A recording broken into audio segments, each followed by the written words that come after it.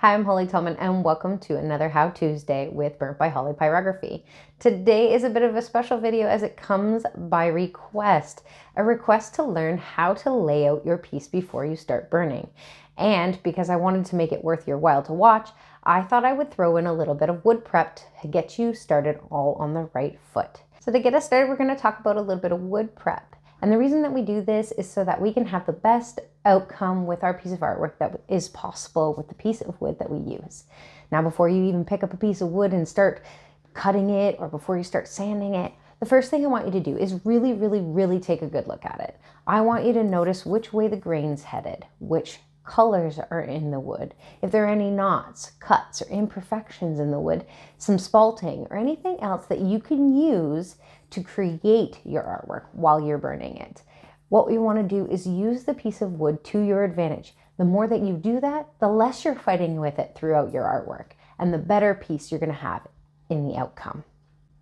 Second, take a good look that it's dry enough before you start.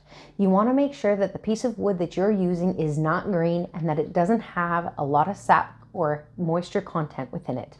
The sappier it is, the more creosote shows up on the tip of your pen, and the harder it is to burn, or the longer it takes to burn. And at this point, it just becomes more frustrating for you. It's easier to start with something dry that's ready for you to start working with. So whether you're taking a branch and cutting it to coaster size, or whether you're taking a rough cut piece of wood and you're going to chop it down to the square or rectangle that you're choosing to use, what I want you to do is take a good look at what type of features you're going to find inside it. And as you cut, you may find things that you didn't necessarily expect, including nails or other items that have been compartmentalized over top of. So as you keep moving, you may find different grain patterns, you might find different shapes or sizes depending on the way that the branch grew. And so these are all going to be factors in what the outside or the frame of your artwork looks like. And so you want to be able to have the best choice for your wood. And last but not least, make sure that you can see which way the grain's going and that you're going to be working with it when you're sanding. I wanted you to take a good look at the types of markings that your equipment that you're using to cut your wood has left on your piece of artwork. Essentially, you want to figure out how deep those grooves or anything that those blades have made into your wood so that when you sand them out, you can choose the right type of sandpaper. Speaking of sandpaper, what you're going to do is take a good look at those markings that your blades or your machines have left and determine the type of sandpaper that you need.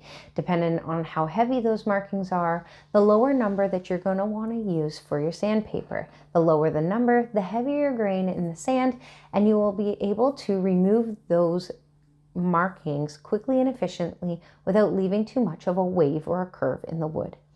As you move up in number and the grain of sand gets smaller, you can now sand and create a smoother finish, which will allow you to glide over your wood much more clean and allow you to have smoother transitions in your coloring with your burner. So if you're doing something like a portrait that requires really smooth wood, you're going to want to keep that in mind and make sure you use a higher grit sandpaper.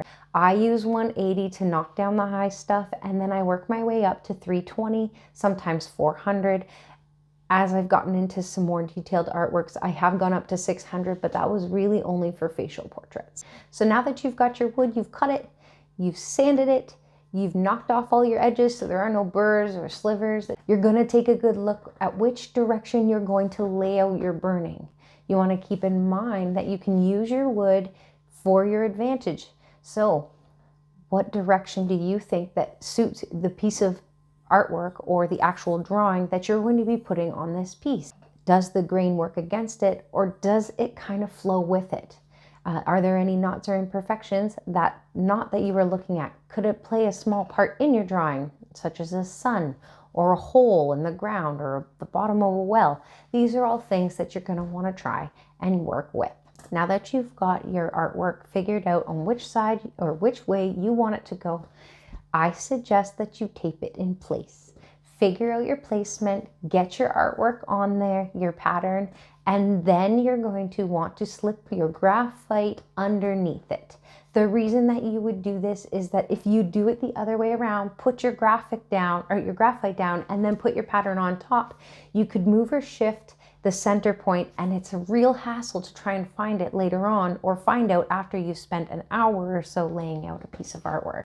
Take the time, do your due diligence, and you can always lift it and make sure that your placement is right before you ever get started. So to get us started on our layout journey, the first one that we're going to talk about is our graphite paper transfer. The reason that I decided to start here is because this is the one that I primarily use when I have to get a job done quickly and efficiently. When you go to get a piece of transfer paper, the first thing you're going to do is make sure that you have purchased graphite and not carbon. Carbon is ink, and therefore if you choose to lay out your piece with that, you are not going to be able to erase any of your guide marks at the end of your burning. You want to make sure that when you're transferring your piece that you are using graphite that has a half decent amount of graphite content in it. Yes, it is true that different manufacturers use different amounts of graphite fixated to the wax that they use to fix the graphite to the paper, and as such, if you have one that has a higher wax content than graphite content, you're going to find yourself struggling to push onto the wood to get that image to transfer. And if you do this, you could leave divots and pivots in your wood. So whether you're using a ballpoint pen, a mechanical pencil, regular pencil, or a stylus, you want to make sure that you are not pressing significant amount of pressure into your wood that would cause a divot or groove within the wood. It will affect your burning and will stand out, especially if you're using a high gloss clear coat over top. And one more tip when working with graphite paper, always make sure that the graphite side is down. Why? If you turn it upside down, you'll just be drawing on your drawing or on your pattern, and that'll just take up twice as long. Keep in mind that at the end you will be erasing it, and you want to be able to erase any guide marks that you aren't directly burning over top of. So the next notable point is, what are you laying out? What are you tracing as opposed to what you are not? If you look at your pattern, you're going to want to choose the heavy solid lines that you will be incorporating in your piece for sure. So any of the higher points that like an outline of an eye or an eyelash or a hairline or any of the other things that are telltale signs of the edge of your image or a direction of which your pen strokes will be going. This will give you a clear insight to what you will be drawing once you remove your pattern and help you find nice guide points to relate back to when you're looking back at your pattern and you're burning. If you have some details that are further away in your photo, you're not going to want to directly trace each and every detail. It will just make your pattern complicated and hard to read when you go to burn. Instead, rough out an idea of where these things are so that you can refer back to your pattern to find them, but you won't be so lost in your tracings that you don't know where to start. Keep attention to your lighting. Make sure that you know where your high points and your low points are in your lighting so that you can decide exactly where you're going to have the brightest parts of your piece and the darkest parts of your piece. You know that when you trace something out that's dark, that you will have enough of an opportunity to go over top of the lines that you're tracing, but whereas an area that is light, you may not. A perfect thing to see this on is the edge of a portrait face. In other circumstances where you're doing something like an animal in fur, it's important to keep note of those areas where there are white hairs or bright hairs or highlights so that you can remember to not burn them in. This is essentially working in reverse as you normally would. However, it's the only way to get your highlights to stand out up against the rest of your burning.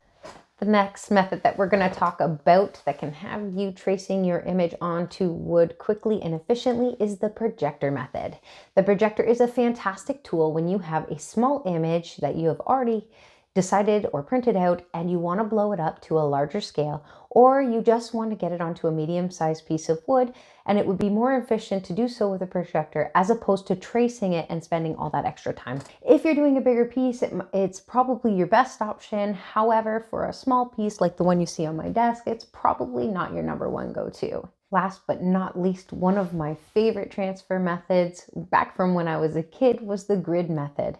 This is where you take a small image and you put it in a grid, you determine the equal amount of squares that you need to do it, and then put the same amount of squares in your bigger piece and then redraw the image from smaller to bigger by increasing the size of the grid you're using. Now, this is fantastic for smaller items, very simple line drawings, but I find that this for portraiture might be a little more complicated and take up more time.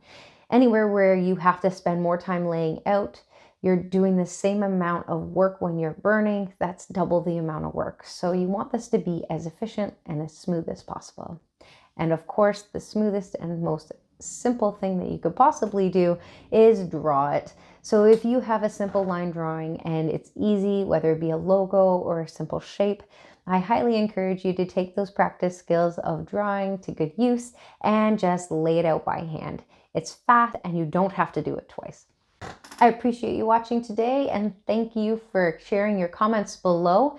Don't forget to subscribe and let me know you did so in the comments so that I can say hi. If you have any questions, please do not hesitate to put them in there. I answer every single one. Thank you and have an awesome day.